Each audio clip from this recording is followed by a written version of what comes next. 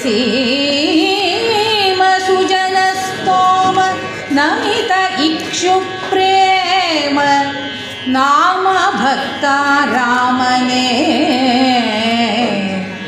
सोमभूषण सामगान भक्त प्रेम हेमरत्न किरीटदाम शृंगार गुण काम ओमन पुत्र गणप ಮಾಡಿ ಕೃತಿಗೆ ಸ್ವಾಮಿ ನಿರ್ವಿಘ್ನತೆಯನು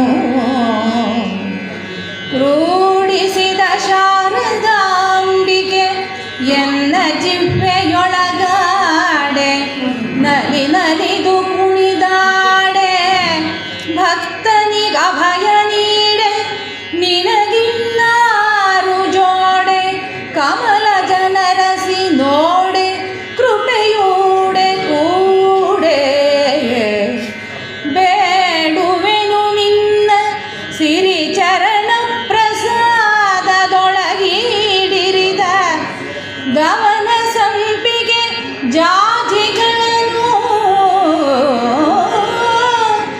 ಕೈ ನೀಡಿ ಕೊಡೆ ಶಾರದಾಂಬಿಕೆ ತಾಯೇ ಕೈ ನೀಡಿ ಕೊಡೆ ಶಾರದಾಂಬಿಕೆ ತಾಯೇ ನೀನೆನ್ನ ಗೂಡಿನೊಳು ನೆಲಸಿ ನುಡಿಸೆ ಶಾರದಾಂಬಿಕೆ ತಾಯೇ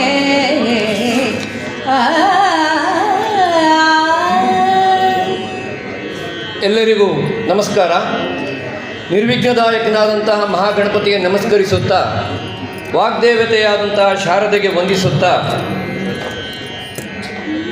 ನಮ್ಮನ್ನು ಸನ್ಮಾರ್ಗದಲ್ಲಿ ಪ್ರವರ್ತಿಸುವಂತಹ ಅಖಂಡ ಗುರು ಪರಂಪರೆಯನ್ನು ಸ್ಮರಿಸಿಕೊಂಡು, ಹಾಗೆ ಈ ಕಾವ್ಯದಲ್ಲಿ ಸ್ತುತಿಸಲ್ಪಡುವ ಮರುತ ಸುತನ ಕೋಣೆಯ ದೇವ ಶ್ರೀ ಲಕ್ಷ್ಮೀರಮಣನಿಗೆ ವಂದಿಸುತ್ತಾ ಗಮಕ ಕಾರ್ಯಕ್ರಮವನ್ನು ನಾವು ಆರಂಭಿಸ್ತಾ ಇದ್ದೇವೆ.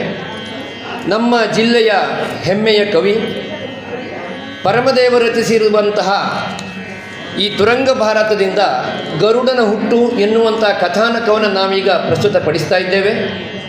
ಪರಮದೇವ ಬಾಳಿ ಬದುಕಿದಂಥ ಊರಿನಲ್ಲಿ ಓಡಾಡಿದ ನಾವು ಪರಮದೇವನ ಹೆಸರಿನ ಈ ವೇದಿಕೆಯಲ್ಲಿ ಪರಮದೇವನ ಕೃತಿಯನ್ನು ಗಮಕದಲ್ಲಿ ಪ್ರಸ್ತುತಪಡಿಸಲಿಕ್ಕೆ ಹೆಮ್ಮೆ ಹಾಗೂ ಧನ್ಯತೆಯನ್ನು ಅನುಭವಿಸುತ್ತಾ ನೇರವಾಗಿ ಕಥಾ ಪ್ರವೇಶ ಮಾಡ್ತಾ ಇದ್ದೇವೆ. ಒಂದು ದಿನ ಕದ್ರು ವಿನಿತೆಯರು.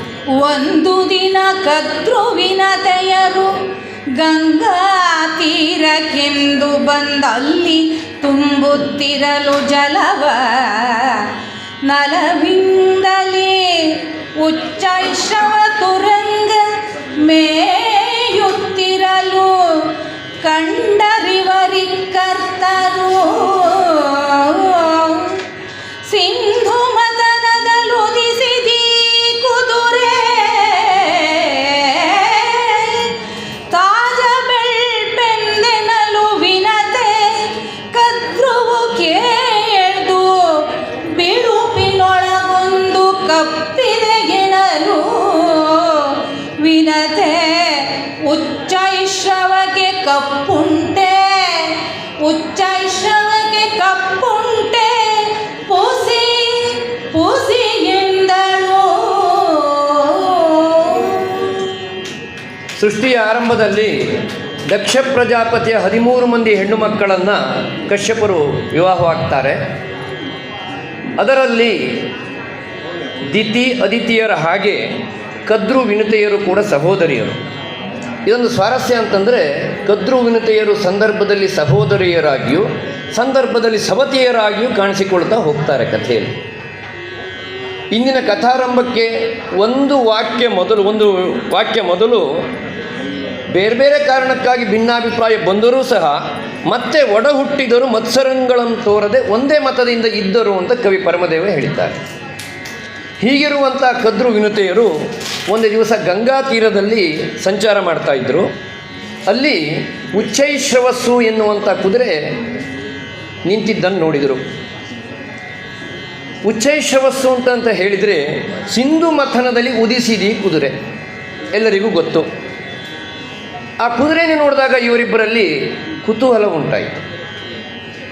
ವಿನುತೆ ಕದ್ರುವಿನಲ್ಲಿ ಹೇಳಿದ್ಲು, ನೋಡು ಎಷ್ಟು ಸುಂದರವಾಗಿದೆ ಈ ಕುದುರೆ, ತಾಜ ಬಿಳುಪೆಂದನಲು. ಕವಿ ಪರಮದೇವ ಬಹಳಷ್ಟು ಜನಪದದಲ್ಲಿರುವಂಥ ಶಬ್ದಗಳನ್ನು ಕಾವ್ಯದಲ್ಲಿ ಬರೆಸಿದ್ದಾನೆ. ತಾಜ ಬಿಳುಪೆಂದನಲು, ನಾವೆಲ್ಲ ತಿಳ್ಕೊಂಡ ಹಾಗೆ ತಾಜಾ ಅಂತ ಹೇಳಿದರೆ ಹೊಸದು ಅಂತ ಅರ್ಥ. ತಾಜಾ ಅಂತ ಹೇಳಿದರೆ ಸುಳ್ಳಲ್ಲದ, ಹುಸಿ ಇಲ್ಲದ ಅಂತಲೂ ಒಂದು ಅರ್ಥ ಇದೆ. ತಾಜ ಬಿಳುಪೆಂದಲು, ಪೂರ್ಣ ಬಿಳಿಯಾಗಿದೆ ಆ ಕುದುರೆ ಅಂತ ವಿನುತೆ ಹೇಳಿದ್ಲು. ಆಗ ಕದ್ರು ಹೇಳ್ತಾಳೆ, ಬಿಳುಪಿನೊಳಗೊಂದು ಕಪ್ಪಿದೆ ಎನ್ನಲು. ಇದೊಂದು ತಾತ್ವಿಕವಾದಂಥ ಸಂಗತಿ. ಸಜ್ಜನರು ಹಾಗೂ ದುರ್ಜನರು, ಸಜ್ಜನರು ಬಿಳಿಯದನ್ನು ಗುರುತಿಸ್ತಾರೆ, ಬಿಳಿಯದನ್ನು ಅಪೇಕ್ಷೆ ಪಡ್ತಾರೆ. ದುರ್ಜನರು ಅದರಲ್ಲಿ ಏನಾದರೂ ಒಂದು ಕಪ್ಪಿದೆಯಾ ಅಂತ ನೋಡಲಿಕ್ಕೆ ಒಂದು ಪ್ರಯತ್ನ ಪಡ್ತಾರೆ. ಅದು ವ್ಯಕ್ತಿತ್ವ ಆಗಲಿ, ಬಣ್ಣ ಆಗಲಿ, ಅವರ ಪ್ರಯತ್ನ ಹಾಗೆಯೇ ಇರುತ್ತೆ. ಉಚ್ಚೈಶ್ರವ ಅಂತ ಹೇಳಿದರೆ ಬಿಳಿಯ ಕುದುರೆ ಅಂತ ಎಲ್ಲರಿಗೂ ಗೊತ್ತಿದೆ. ವಿನುತೆ ಹೇಳ್ತಾಳೆ, ಉಚ್ಚೈಶ್ರವಕ್ಕೆ ಕಪ್ಪುಂಟೆ, ಸಾಧ್ಯವೇ ಇಲ್ಲ, ನೀನು ಸುಳ್ಳು ಹೇಳ್ತಾ ಇದೆಯೇ ಅಂದಾಗ ಕದ್ರುವಿಗೆ ಸಿಟ್ಟು ಬಂತು. ಕಣ್ಣಿಲ್ಲದವಳೆ ನಾ ನಿನ್ನಂತೆ, ಬಾಲ ಕರಿಬಣ್ಣ ಮೈ ಬಿಳುಪು, ಕಾಣದೆ ತುರಗ ನೀನೆಂತ ಹೆಣ್ಣೆ ವಾದಿಸಬೇಡ, ಬಲ್ಲೆ ಬಾಯ್ ಬಡಿಕೆ ಎಂದಳು ಕದ್ರು ಖಾತಿಯಿಂದ. ಕಣ್ಣ ಕೆಂಪಂ ಮಾಡಲೇಕಕ್ಕ, ಕಣ್ಣ ಕೆಂಪಂ ಮಾಡಲೇಕಕ್ಕ, ನಿನಗೆ ಘನ ಕಣ್ಣುಂಟು ನನಗಿಲ್ಲದಾಯ್ತೆ, ನೋಡಲು ಬರಿದೆ ಬನ್ನಣೆಯ ಮಾತು ಬಿಡು, ಹೇಳು ಪಣಮೇನಿದಕ್ಕೆ ನಿನಗೆನಗೆ ಶಪಥಗಳು.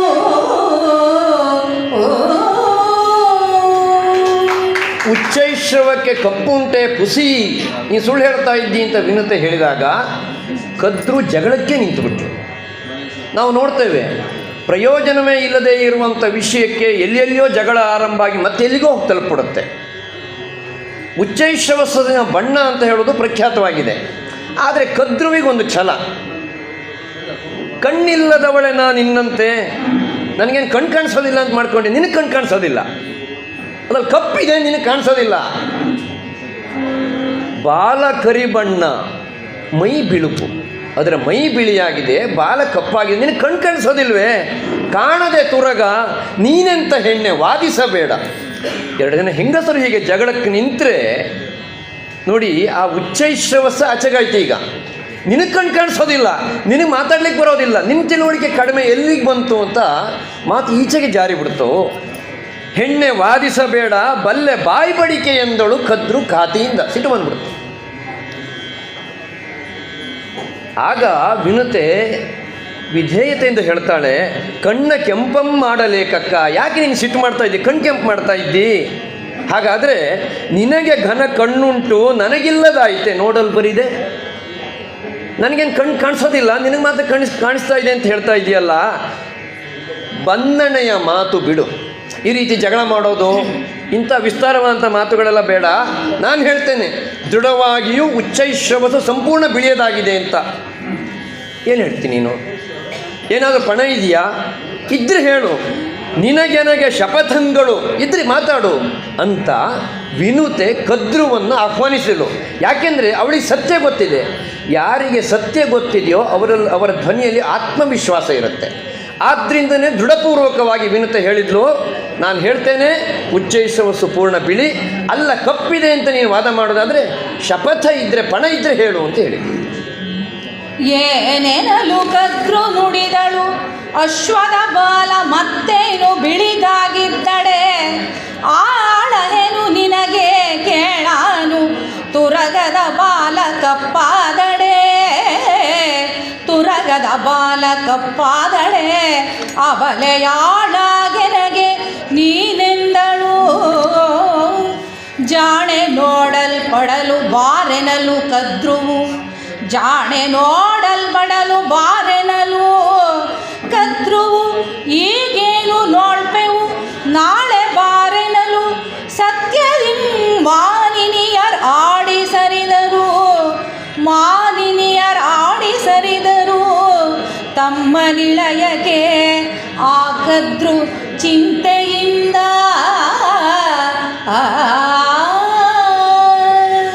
ಆಗ ಕದ್ರು ತನ್ನ ಶಪಥವನ್ನು ಹೇಳ್ತಾಳೆ, ಅಶ್ವದ ಬಾಲ ಮತ್ತೇನು ಬಿಳಿದಾಗಿರ್ದಡೆ.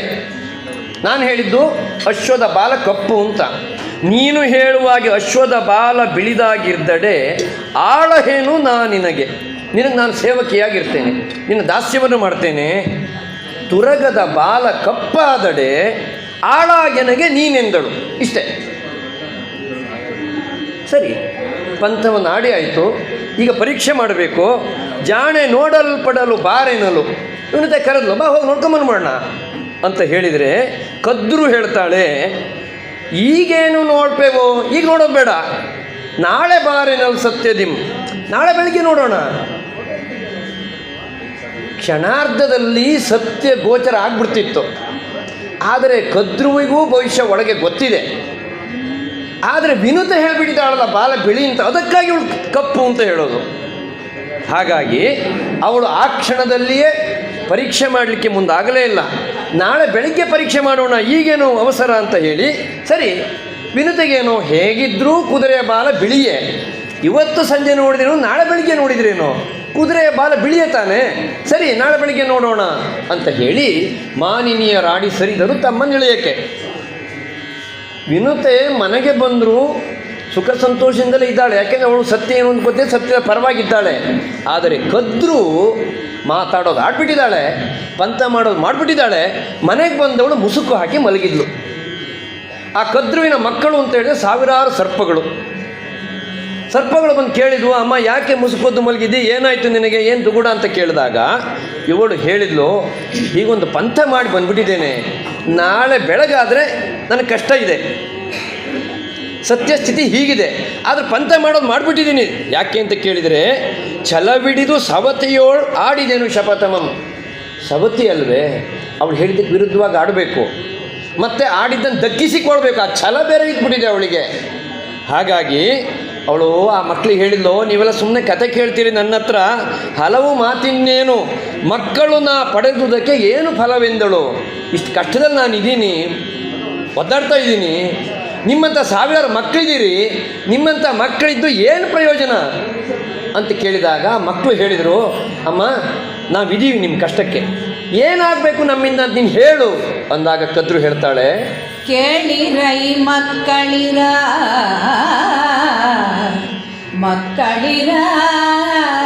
ಹೋಗಿ ಉಚ್ಚೈಶ್ರವರ ಬಾಲಕ್ಕೆ ಅತಿ ಕಪ್ಪನು ನೀವು ಮಾಡಿರೆಂದೆನಲು.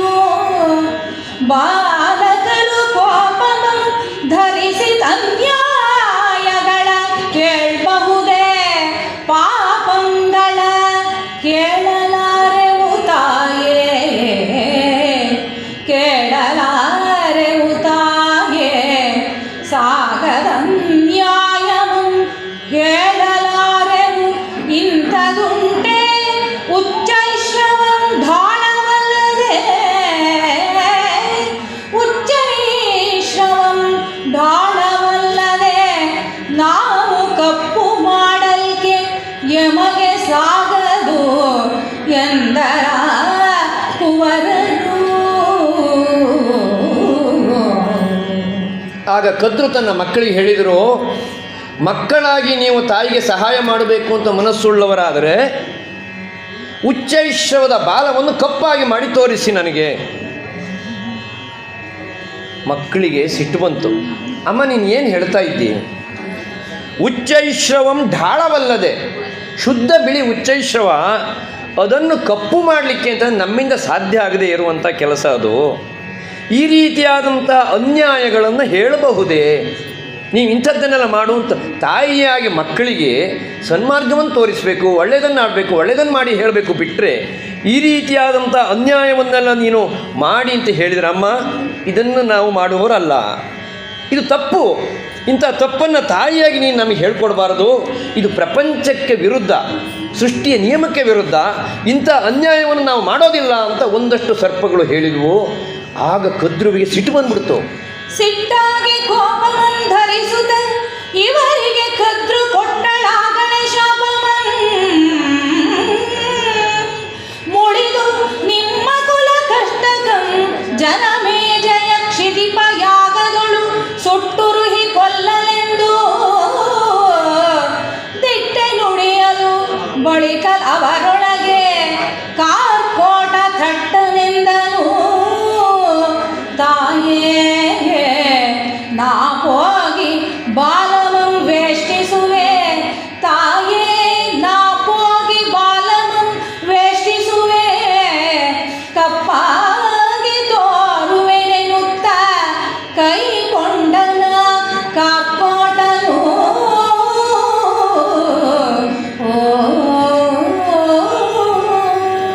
ಸಿಟ್ಟು ಬಂದಾಗ ಯಾರಿಗೂ ವಿವೇಚನೆ ಅನ್ನೋದು ಇರೋದಿಲ್ಲ.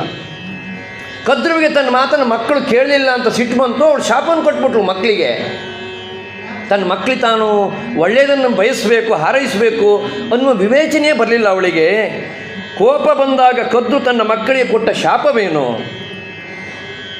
ನಿಮ್ಮ ಕುಲಕ್ಕೆ, ನಿಮ್ಮ ಕುಲವೆಲ್ಲಕ್ಕೂ ಜನಮೇಜಯ ಕ್ಷಿತಿಪ ಯಾಗದಲ್ಲಿ ಸುಟ್ಟು ಕೊಲ್ಲಲಿ, ಅವ ಮಾಡುವಂಥ ಯಾಗದಲ್ಲಿ ನೀವೆಲ್ಲ ಭಸ್ಮವಾಗಿ ಹೋಗಿ ಅಂತ ಶಾಪ ಕೊಟ್ಟುಬಿಟ್ರು. ಯಾವುದೇ ಒಂದು ಮಹಾಕಾವ್ಯದ ಆರಂಭದಲ್ಲಿ ಮುಂದೆ ಆ ಕಥೆಯಲ್ಲಿ ಬರಬೇಕಾದುದಕ್ಕೆಲ್ಲ ಪರಿಕಲ್ಪನೆಗಳಿರ್ತವೆ. ಮುಂದಣ ಕಥೆಗಳಿಗೆ ಇದು ಅಡಿಪಾಯ. ಇದರ ವ್ಯಾಪ್ತಿ ಎಷ್ಟಂತೂ ಹೇಳಿದರೆ ಮಹಾಭಾರತದ ಮುಕ್ತಾಯದಲ್ಲಿ ಜನಮೇಜಯರಾಯ ಮಾಡುವಂಥ ಸರ್ಪಯಾಗದವರೆಗಿದೆ, ಆರಂಭದಲ್ಲಿ ಕೊಡುವಂಥ ಶಾಪ. ಇದೊಂದು ಗಮನಿಸಬೇಕಾದ್ದು. ಇದರ ಜೊತೆಗೆ ಹೀಗೆಲ್ಲ ಸಿಟ್ಟಾಗಿ ಶಾಪವನ್ನು ಕೊಡುವಾಗ ಅದರ ಪರಿಣಾಮವನ್ನು ಛಲವಿಡಿದಂಥ ಹೆಂಗಳೆಯರು ಯೋಚನೆ ಮಾಡೋದಿಲ್ಲ. ಕೈಕೇಯಿಗೆ ತಾನು ಈ ರೀತಿ ಮಾಡಿ ದಶರಥ ಏನಾಗ್ತಾನೆ, ಮುಂದೆ ತನಗೇನು ಅವಸ್ಥೆ ಅಂತ ಯೋಚನೆ ಬರಲಿಲ್ಲ. ಹೀಗೆ ಛಲದಿಂದ ಹೆಣ್ಣು ಮಕ್ಕಳು ಇರುವಾಗ ಏನೂ ಆಡಿಬಿಡ್ತಾರೆ ಎನ್ನುವುದನ್ನು ಇಲ್ಲಿ ಕಾವ್ಯ ಸಂಕೇತಿಸ್ತಾ ಇದೆ. ಹಾಗೆ ಕದ್ರು ತನ್ನ ಮಕ್ಕಳಿಗೆ ಶಾಪವನ್ನು ಕೊಡುವಾಗ ಕಾರ್ಕೋಟನೆನ್ನುವವನಿಗೆ ಜ್ಞಾನೋದಯ ಆಯಿತು. ಇದು ಮುಂದುವರೆದರೆ ನಮ್ಮ ಸಂತತಿ ನಾಶ ಆಗಿಬಿಡುತ್ತೆ. ಅದರ ಜೊತೆಗೆ ತಾಯಿಯೂ ಕಷ್ಟಕ್ಕೆ ಸಿಗ್ತಾಳೆ, ಪ್ರಯೋಜನವೇ ಇಲ್ಲ. ಅದರ ಬದಲು ಸಂತತಿ ಸ್ವಲ್ಪವಾದರೂ ಉಳಿದು ತಾಯಿಯ ಕಷ್ಟ ನಿವಾರಣೆ ಆದರೆ ಮುಂದೆ ಪರಿಹಾರವನ್ನು ಯೋಚನೆ ಮಾಡ್ಬೋದು. ಇನ್ನೊಂದು ಇಂಥದ್ದೇ ದೃಷ್ಟಾಂತ ನಾವು ಯೋಚನೆ ಮಾಡೋದಾದರೆ, ಜಮದಗ್ನಿ ರೇಣುಕೆ ತಲೆ ಕಡೀರಿ ಅಂತ ಮಕ್ಕಳಿಗೆ ಹೇಳುವಾಗ ಪಾಲಿಸದೇ ಇದ್ದಂಥ ಮೊದಲ ಮಕ್ಕಳು ನಾಶವಾದರು. ಆಮೇಲೆ ಪರಶುರಾಮ ಮಾತನ್ನು ಪಾಲಿಸಿ ಅವರನ್ನು ಬದುಕಿಸಿದ, ತಾಯಿಯನ್ನು ಬದುಕಿಸಿಕೊಂಡ. ಹಾಗೊಂದು ಕೊನೆಯ ಹೊತ್ತಿನ ಸಾಧ್ಯತೆಯನ್ನು ಕಾರ್ಕೋಟ ಎನ್ನುವಂತಹ ಸರ್ಪ ಯೋಚನೆ ಮಾಡಿತು. ಅವನು ಹೇಳ್ದ, ಅಮ್ಮ ನೀನು ಯೋಚನೆ ಮಾಡಬೇಡ, ಆ ಕುದುರೆಯ ಬಾಲವನ್ನು ಕಪ್ಪಾಗಿ ತೋರಿಸ್ಬೇಕು ತಾನೆ, ನಾನು ಮಾಡಿಕೊಡ್ತೀನಿ ಅಂತ ಹೇಳಿ ಮುಂದಾದ. ಹಾಗೆ ಹೇಳಿದವನು ಬಾಲಮಂ ಕಚ್ಚಿಕೊಂಡಿರಲು ಉಚ್ಚೈಶ್ರವವ ಕಾಳ ಕಪ್ಪಂ ಮಾಡಿ ಕಾಣಿಸಲು ಮರುದಿನಂ ಬಾಲೆ ಕರೆದಳು ವಿನತೆಯಂ ಕುದುರೆಯಂ ನೋಡು ಪೋಗಲ್ಗೆ ಕಡುಘಾತಕಿ ಬಾಲೆ ಬಲ್ಲಳೆ ಕಪಟಮಂ ಬಾಲೆ ಬಲ್ಲಳೆ ಕಪಟಮಂ ಕದ್ರು ಸಹಿತ ಬರೆ ಲೀಲೆಯಿಂ ಬಂದು ನೋಡಲು ಕುದುರೆ ಕಪ್ಪಾಗಿ ಬಾಲದಿಂ ತೋರಿಸಲು ಕುದುರೆ ಕಪ್ಪಾಗಿ ಬಾಲದಿಂ ತೋರಿಸಲು ಭಯಗೊಂಡು ಶಿವ ಶಿವ ಶಿವ ಶಿವ ದೈವಗತಿ ಪೊಸತೆಂದಳು.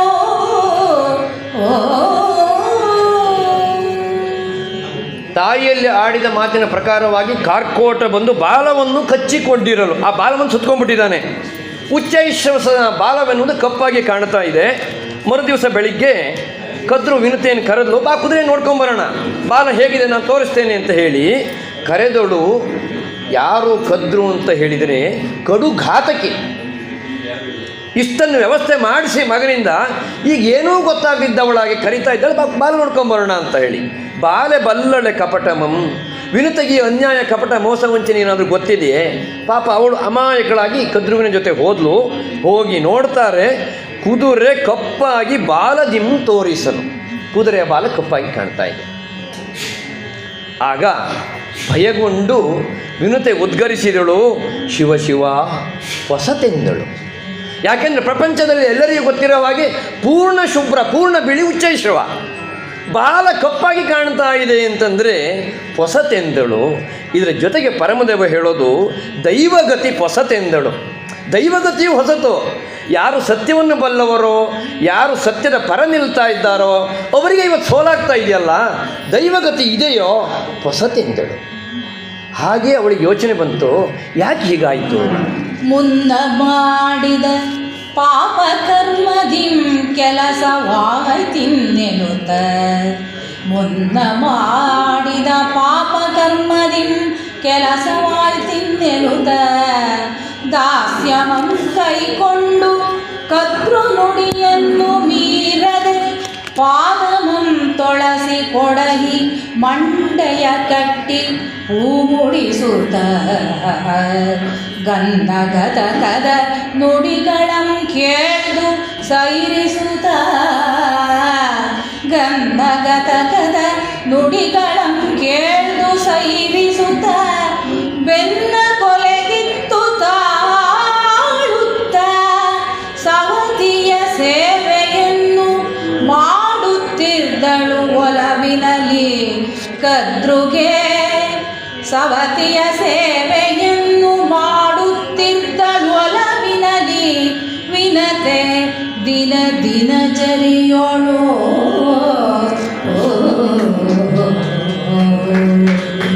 ವಿನತೆ ಯೋಚಿಸ್ತಾ ಇದ್ದಾಳಂತೆ, ಯಾಕೆ ನನಗೆ ಈ ಪರಿಯಾದಂತಹ ಪರಿಭವ ಆಯಿತು, ಸೋಲಾಯಿತು ಹೇಳುವಾಗ ಮುನ್ನ ಮಾಡಿದ ಪಾಪಕರ್ಮದಿಂ, ತಾನು ಹಿಂದೊಂದು ತಪ್ಪು ಮಾಡಿದ್ದೇನೆ, ಅದಕ್ಕಾಗಿ ತನಗೀಗ ದಾಸ್ಯವಾಯಿತು ಅಂತ ಅವಳಿಗೆ ಅರ್ಥ ಆಯಿತು.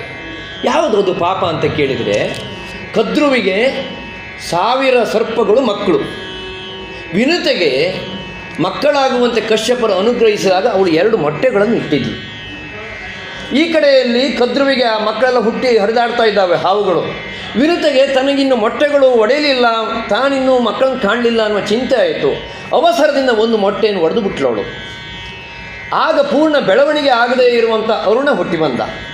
ಹುಟ್ಟಿದಾಕ್ಷಣ ಅವನು, ಅಮ್ಮ ನೀನು ಅವಸರ ಮಾಡಿಬಿಟ್ಟೆ, ನನಗೆ ಬೆಳವಣಿಗೆಗೆ ಅವಕಾಶ ಕೊಡಲಿಲ್ಲ, ಈ ಕಾರಣಕ್ಕಾಗಿ ನೀನು 500 ವರ್ಷ ಸವತಿಯ ದಾಸ್ಯವನ್ನು ಮಾಡುವಂಥ ಶಾಪ ಕೊಟ್ಟುಬಿಟ್ಟ. ಭಾಳ ಅವಸರದಲ್ಲಿ ಕಥೆಯನ್ನು ನಾನು ಹೇಳ್ತಾ ಇದ್ದೀನಿ. ಈ ಭಾಗ ಬಹಳ ವಿಶೇಷವೂ ವಿಚಿತ್ರವೂ ಹೌದು. ತಾಯಿ ಮಕ್ಕಳಿಗೆ ಶಾಪವನ್ನು ಕೊಡೋದು, ಮಕ್ಕಳು ತಾಯಿಗೆ ಶಾಪವನ್ನು ಕೊಡೋದು, ಆದರೆ ಎಲ್ಲವೂ ಕೂಡ ವಿಧಿಯ ಸಂಕಲ್ಪದಂತೆ ಒಂದು ಕಥೆ ನಡೆಯಬೇಕಾಗಿದೆ. ಅದಕ್ಕಾಗಿ ಆ ಕ್ಷಣದಲ್ಲಿ ತಾನು ಮಾಡಿದ ತಪ್ಪು ಅವಳಿಗೆ ನೆನಪಾಗ್ತಾ ಇದೆ. ಅವತ್ತು ನಾನು ಅವಸರದಲ್ಲಿ ಅವಳನ್ನು ಹೊರಗೆ ತಂದುಬಿಟ್ಟೆ, ಅದಕ್ಕೆ ಅವನು ಶಾಪ ಕೊಟ್ಟಿದ್ದ, 500 ವರ್ಷ ದಾಸ್ಯ ಮಾಡಬೇಕಾಗುತ್ತೆ ನೀನು ಅಂತ ಹೇಳಿ. ಆ ಶಾಪ ಫಲಿಸುವ ಕಾಲ ಇದು ಅಂತ ಅವಳಿಗೆ ಗೊತ್ತಾಯಿತು. ಹಾಗಾಗಿ ಅವಳು ಮಾತನ್ನು ಮೀರದೆ ಕದ್ರುವಿನ ಸೇವೆಗೆ ಮುಂದಾದಳು. ಸೈರಂಧ್ರ ವೃತ್ತಿಯನ್ನು ಅವಳು ಮಾಡ್ತಾ ಇದ್ದಾಳಂತೆ. ಅವಳ ಕಾಲನ್ನು ತೊಳೆಸಿ, ಮಂಡೆಯನ್ನು ಬಾಚಿ, ಹೂವನ್ನು ಕಟ್ಟಿ ಅಷ್ಟು ಸೇವೆ ಮಾಡುವುದಲ್ಲದೆ ಬೆನ್ನ ಕೊಲೆಗಿತ್ತು. ಇದೊಂದು ವಿಶೇಷ. ನೀನು ಮಾಡಿದ್ದು ಸರಿಯಾಗಿ ಅಂತ ಅವಳು ಬೆನ್ನ ಮೇಲೆ ಬಂದು ಹೊಡಿತಾ ಇದ್ದಾಳೆ. ಕೆಲಸ ಮಾಡಿದ್ದಲ್ಲದೆ ನಿಷ್ಠೆಯಿಂದ ಪ್ರಾಮಾಣಿಕವಾಗಿ ಅದರ ಮೇಲೆ ಅವಳು ಬೈಯುವ ಬೈಗುಳಗಳನ್ನು ಕೇಳಿಸಿಕೊಂಡು ಬೆನ್ನನ್ನು ಕೂಡ ಅದಕ್ಕೆ ಕೊಟ್ಟು ಕದ್ರುವಿಗೆ ವಿನತೆ ದಿನಚರಿಯಳು. ಆ ದಿನ 2 ಶಬ್ದಗಳನ್ನು ಒಟ್ಟಿಗೆ ಜೋಡಿಸ್ಬಿಟ್ಟಿದ್ದಾನೆ ಪರಮದೇವ. ದಿನಚರಿಯಳು ಈ ಕೆಲಸಗಳನ್ನು ಮಾಡ್ತಾ ಇದ್ದಾರಂತೆ. ಸಂದುದೀಪರಿ ಕೆಲವು ಕಾಲ ಸವತಿಯ ಸೇವೆಯಿಂದ ವಿನತೆಯು ಬಾಡಿ ಬಳುಕುತ್ತ ಕಾನನಕ್ಕೆ ಬಂದು ಮುಂಗಿರಿಸಿದ್ದ ಗರ್ಭವನ್ನೋಡಿ ಪೋಪಳು ಚಿಂತೆಯಿಂದ ತಾನು ಒಂದು ದಿನ ವಿನತೆ ನಡೆದೆಂದು ನೋಡಲ್ಕೆ ಕಾಣದೆ ಇಂದು ಮುಖಿ ಹಾ ವಿಧಿಯೇ ಹಾ ಪುಣ್ಯಹೀನೆ ಹಾ ವಿಧಿಯೇ ಹಾ ಪುಣ್ಯಹೀನೆ ತಾನೆಂದು ಕಾಣದೆ ಕುವರನನ್ನೊಡೆದು ಕೆಡಿಸಿದೆನು ಅವನೊಬ್ಬನ ಮೋಸದಿಂದೆ. ಈ ರೀತಿಯಲ್ಲಿ ಹಲವು ತಿಂಗಳುಗಳ ಕಾಲ, ಹಲವು ವರ್ಷಗಳ ಕಾಲ ಅವಳು ಸೇವೆಯನ್ನು ಮಾಡ್ತಾ ಬಂದಿದ್ದಾಳೆ. ಅದರ ನಡುವೆ ಅವಳು ಇನ್ನೊಂದು ಮೊಟ್ಟೆನ ಅವಳು ಒಡೆದಿರಲಿಲ್ಲ. ಅದನ್ನು ನಡುವೆ ಕಾಡಿಗೆ ಹೋಗಿ ನೋಡ್ಕೊಂಡು ಬರ್ತಾ ಇದ್ದಾಳಂತೆ. ಯಾವುದೇ ಒಂದು ಶಾಪದ ಉತ್ತರಾರ್ಧದಲ್ಲಿ ಅದರ ಉಪಶಮನ ಇರುತ್ತೆ. ಆ ದಿವಸ ಅರುಣ ಹೇಳಿದ್ದಾನೆ, ಈ ತಪ್ಪಿಗಾಗಿ ನೀನು 500 ವರ್ಷ ದಾಸ್ಯ ಮಾಡಬೇಕಾಗತ್ತೆ, ಇನ್ನೊಂದು ಮೊಟ್ಟೆಯನ್ನು ನೀನು ಅವಧಿ ಪೂರ್ಣ ಇರಲಿಕ್ಕೆ ಬಿಡು, ಅದರಿಂದ ಹುಟ್ಟಿ ಬರುವಂಥ ನನ್ನ ತಮ್ಮ ನಿನಗೆ ದಾಸ್ಯ ವಿಮೋಚನೆ ಮಾಡ್ತಾನೆ ಅಂತ. ಹಾಗಾಗಿ ಇವಳು ಆಗಾಗ ಕಾಡಿಗೆ ಹೋಗೋದು, ಆ ಮೊಟ್ಟೆ ಹೊಡಿತಾ ಇದೆಯಾ, ಮೊಟ್ಟೆ ಏನಾಗಿದೆ ಅಂತ ನೋಡ್ತಾ ಬರ್ತಿದ್ಲಂತೆ. ಯಾವತ್ತಿಗೆ ದಾಸ್ಯ ಮುಗೀತೆ ಅಂತ ಅವಳು ಕಾಯ್ತಾ ಇದ್ದಾಳೆ. ಯಾಕೆಂದರೆ ಯಾರಿಗೇ ಆಗಲಿ ದಾಸ್ಯ ಅಂತ ಹೇಳೋದು ಭಾಳ ಕಷ್ಟ. ಒಂದು ದಿವಸ ವಿನತೆ ಬಂದು ನೋಡ್ತಾ ಇದ್ದಾಳೆ, ಮೊಟ್ಟೆ ಇರಬೇಕಾದಂಥ ಸ್ಥಳದಲ್ಲಿ ಮೊಟ್ಟೆ ಕಾಣಿಸ್ತಾ ಇಲ್ಲ. ಇವಳು ಹಾ ವಿಧಿಯೇ, ನಾನು ಎಂಥ ಪುಣ್ಯಹೀನೆ, 2 ಮಕ್ಕಳನ್ನು ನಾನು ಪಡೆದು ಸಮೃದ್ಧಿಯಾಗಿ ಸಂತೋಷದಿಂದ ಇರಬೇಕಾಗಿತ್ತು, ಒಬ್ಬನನ್ನು ಹಾಗೆ ಮಾಡಿಬಿಟ್ಟೆ, ಇನ್ನೊಬ್ಬನನ್ನು ನಾನು ಪಡೆಯಬಹುದಾದರೆ ಇಲ್ಲೂ ನನಗೆ ವಂಚನೆ ಆಗೋಯಿತು, ಮೊಟ್ಟೆ ಕಾಣಿಸ್ತಾ ಇಲ್ಲ, ಏನಾಯಿತು ಅಂತ ಅವಳು ಶೋಕಿಸ್ತಾ ಇದ್ದಾಳಂತೆ. ಸೊಲ್ಲಿಸಿದ ಮಗನ ನುಡಿ ಪುಸಿಯಾಗದಿರುತ್ತ ಸೊಲ್ಲಿಸಿದ ಮಗನ ನುಡಿ ಪುಸಿಯಾಗದು ಎನ್ನುತ್ತ ನಾನಿಲ್ಲಿ ಪರ್ಯಂತರಂ ಕಾಲಂಗಳಂ ಕಳೆದೆ ಕಲ್ಲೆದೆಯೊಳಿತ್ತು ಹಾರವಿಸಿದೆಯು ಪಿಡಿದು ಮೆಟ್ಟಿದ ಕೊಂಬೆಗಳ್ ಮುರಿದುವೆ ಪಿಡಿದು ಮೆಟ್ಟಿದ ಕೊಂಬೆಗಳು ಮುರಿದುವೆ ಇಲ್ಲ ತನಗಿನ್ನು ಗತಿ ಸೆರೆಗಳಂ ಬಿಡಿಸುವವರಿಲ್ಲ ಇಲ್ಲ ತನಗಿನ್ನು ಗತಿ ಸೆರೆಗಳಂ ಬಿಡಿಸುವವರಿಲ್ಲ ಇಲ್ಲ ಆ ವಿಧಿಯೇ ಹಾ ಮಗನೇ ಹಾ ವಿಧಿಯೇ ಸವತಿಯಲ್ಲಿ ಜೀವಿಸಲಾರೆ ಸೇವೆಯಲ್ಲಿ ಜೀವಿಸಲಾರೆ ಹಾ ಮಗನೇ ಹಾ ವಿಧಿಯೇ ಹಾ ಪಾಪಿ ತಾನೆಂದು ಮೊರೆಯಿಟ್ಟಳು ವಿನತೆ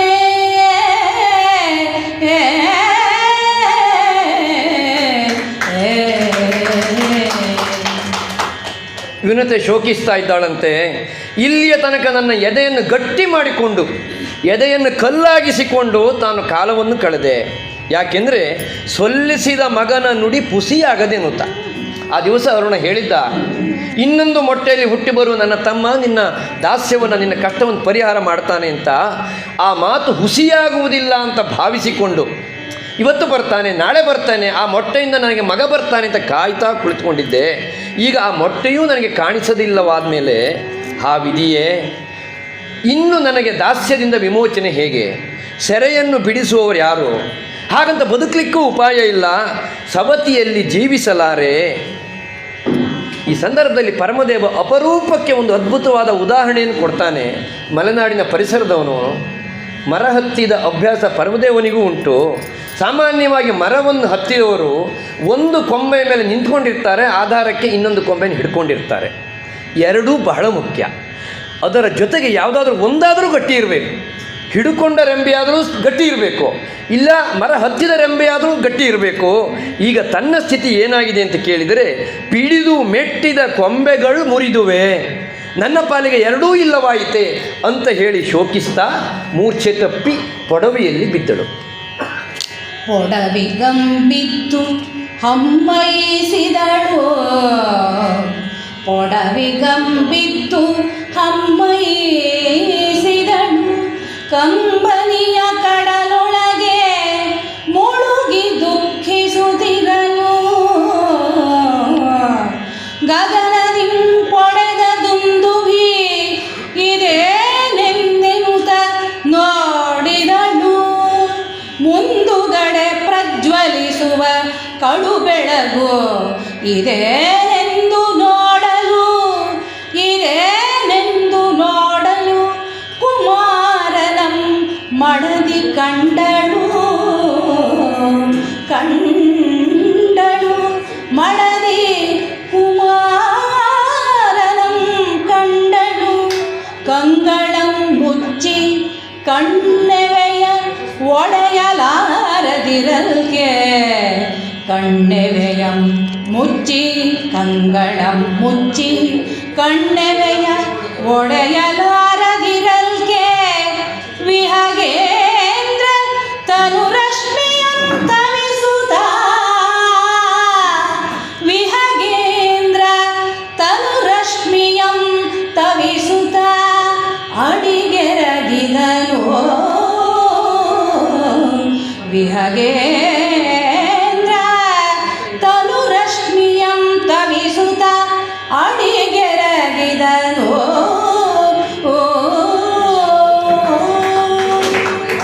ಈ ರೀತಿ ಶೋಕಿಸುತ್ತಾ ವಿನುತೆ ನೆಲದ ಮೇಲೆ ಬಿದ್ದು ಹೊರಳಾಡ್ತಾ ಇರುವಾಗ ಗಗನದಿಂದ ದುಂದುಬಿಯ ಸ್ವರ ಕೇಳಿಸಿತು.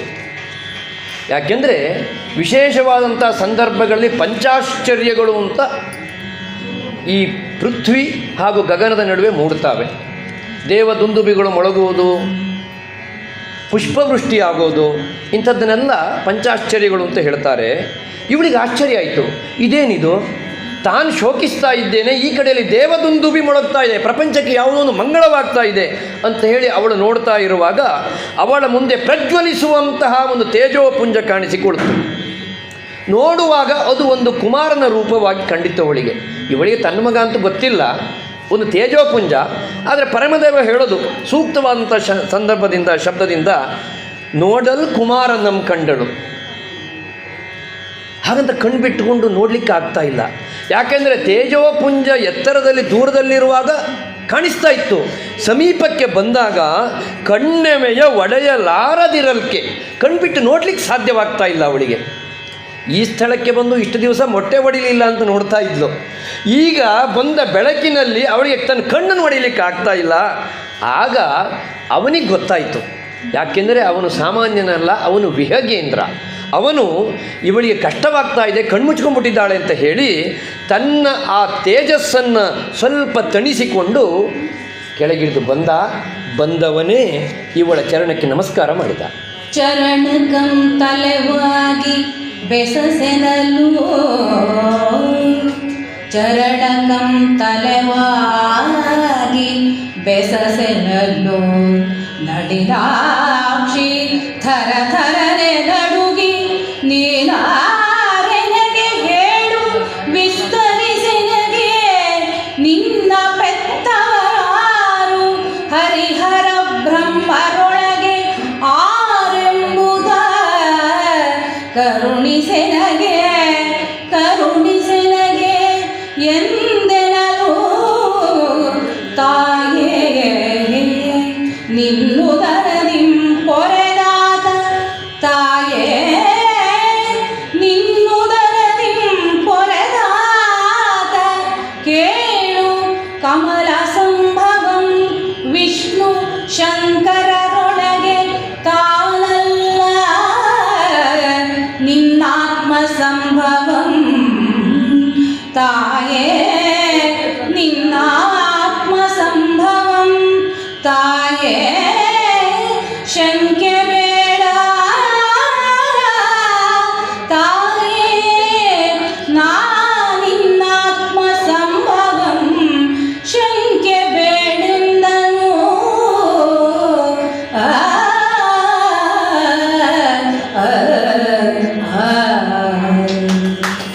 ಇವಳಿಗೆ ತನ್ನ ಮಗ ಅಂತ ಗೊತ್ತಿಲ್ಲದೆ ಇದ್ದರೂ ವಿಹಗೇಂದ್ರನಾದಂಥ ಗರುಡನಿಗೆ ಇವಳು ತನ್ನ ತಾಯಿ ಅಂತ ಗೊತ್ತಿದೆ.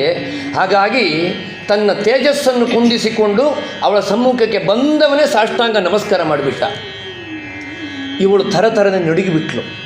ಏನಪ್ಪ ಇದು, ಇಂತಹ ಒಬ್ಬ ದೇವಪುರುಷ, ಇಂಥ ತೇಜಸ್ಸು ಕಾಂತಿಗಳಿಂದ ಮಿನುಗ್ತಾ ಇರುವವನು ಬಂದು ತನ್ನ ಕಾಲಿಗೆ ನಮಸ್ಕಾರ ಮಾಡಿಬಿಟ್ನಲ್ಲ ಅಂತ ಹೇಳಿ ಇವಳು ಗಾಬರಿಗೊಂಡು ಕೇಳ್ತಾ ಇದ್ದಾಳಂತೆ, ನೀನು ಯಾರು, ನಿನ್ನನ್ನು ಹಡೆದ ತಂದೆ ತಾಯಿಗಳು ಯಾರು, ಮೊದಲು ಅದನ್ನು ನನಗೆ ಹೇಳಪ್ಪ.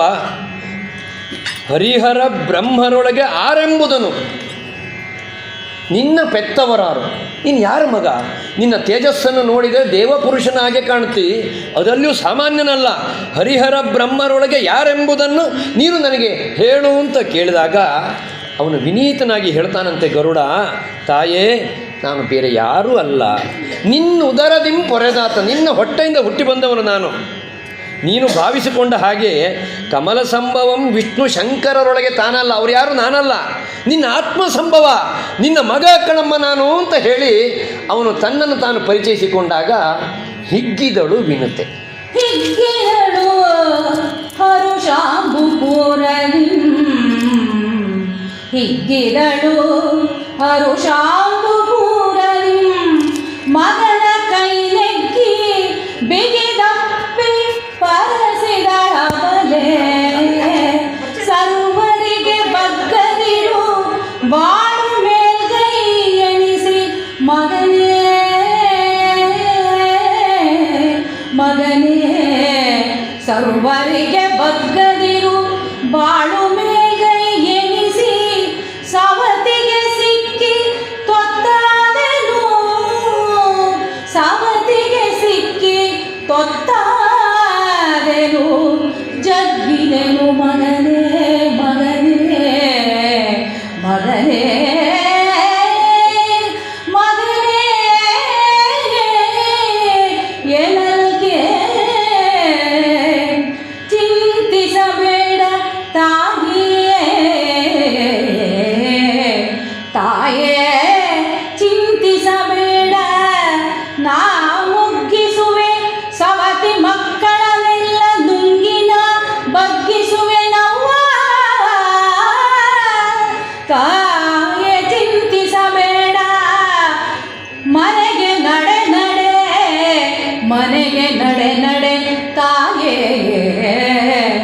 ಎಂದನ ವಿಹಗನು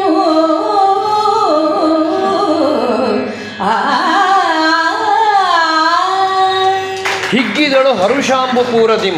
ವಿನುತೆಗೆ ಬಹಳ ಸಂತೋಷ ಆಯಿತು. ಗರುಡನಂತಹ ಮಗನನ್ನು ಕಂಡಂಥ ತಾಯಿಗೆ ಮತ್ತೆ ಸಂತೋಷ ಆಗದೇ ಇರುತ್ತದೆಯೇ? ಅದರಲ್ಲಿಯೂ ಅವನು ತನ್ನ ಮಗ ಅಂತ ಹೇಳುವುದರೊಳಗೆ ಅವನ ವಿರಾಟ್ ಸ್ವರೂಪವನ್ನು ಅವಳು ಕಂಡುಬಿಟ್ಟಿದ್ದಾಳೆ. ಅವನ ತೇಜಸ್ಸು ಕಾಂತಿಗಳನ್ನು ಕಂಡವಳು ತಾಯಿಯಾಗಿ ಮಗನನ್ನು ತಕ್ಕೈಸಿ ಮುದ್ದಿಸಿ ಪರಸಿದಳ ಅಬಲೆ. ಹಾರೈಕೆಯನ್ನು ಮಾಡಿದ್ಲು. ಏನಂತ? ಸರ್ವರಿಗೆ ಬಗ್ಗದಿರು, ಎಲ್ಲರಿಂದಲೂ ನೀನು ಅಜೇಯನಾಗಿರು ಮಗನೇ, ಬಾಳು ಮೇಲ್ಗೈ ಎನಿಸಿ, ಎಲ್ಲರಿಗಿಂತಲೂ ಶ್ರೇಷ್ಠ ವ್ಯಕ್ತಿಯಾಗಿ ನೀನು ಬಾಳು ಅಂತ ಹೇಳಿ ಅವನಿಗೆ ಆಶೀರ್ವಾದವನ್ನು ಮಾಡಿ. ಆಮೇಲೆ ಗರುಡ ಕೇಳ್ದ, ಅಮ್ಮ ಯಾಕೆ ನೀನು ಭಾಳ ಚಿಂತಿತಳಾಗಿದ್ದಿ, ಜಗ್ಗಿ ಹೋಗಿದ್ದಿ, ಕುಗ್ಗಿ ಹೋಗಿದ್ದಿ, ನಿನಗೇನು ತೊಂದರೆ ಆಗಿದೆ ಅಂತ ಕೇಳಿದಾಗ ಇವಳು ಹೇಳಿದ್ದು, ಹೀಗೊಂದು ಘಟನೆ ನಡೆಯಿತು. ಆ ಸವತಿಯ ಮಾತ್ಸರ್ಯದಲ್ಲಿ ನಾನೀಗ ಅವಳಿಗೆ ದಾಸಿಯಾಗಿದ್ದೇನೆ, ಅವರು ಕೊಡುವಂಥ ಕಷ್ಟ ಕಿರುಕುಳಗಳನ್ನು ಅನುಭವಿಸ್ತಾ ಇದ್ದೇನೆ ಅಂತ ಹೇಳುವಾಗ ಗರುಡ ತಾಯಿಗೆ ಅಭಯವನ್ನು ಕೊಟ್ಟ. ಅಮ್ಮ ನೀನು ಯೋಚನೆ ಮಾಡಬೇಡ, ಸವತಿ ಮಕ್ಕಳನ್ನೆಲ್ಲ ನುಂಗಿ ನಾ ಬಗ್ಗಿಸುವೆ, ನಾವು ನಿನ್ನನ್ನು ದಾಸ್ಯದಿಂದ ನಾನು ವಿಮೋಚನೆ ಮಾಡಿಕೊಡ್ತೇನೆ. ಈಗಲ್ಲ, ಶೀಘ್ರದಲ್ಲಿಯೇ ಅದಕ್ಕೊಂದು ಯೋಗ್ಯವಾದ ಕಾಲ ಕೂಡಿ ಬರಲಿ, ಆಗ ನಿನ್ನನ್ನು ನಾನು ಸಂರಕ್ಷಣೆ ಮಾಡಿಕೊಡ್ತೇನೆ. ಸದ್ಯಕ್ಕೆ ಮನೆಗೆ ನಡೆ ಎಂದನ ವಿಹಗನು. ಈ ಸಂಗತಿಯನ್ನು ಯಾರಿಗೂ ಹೇಳೋದು ಬೇಡ.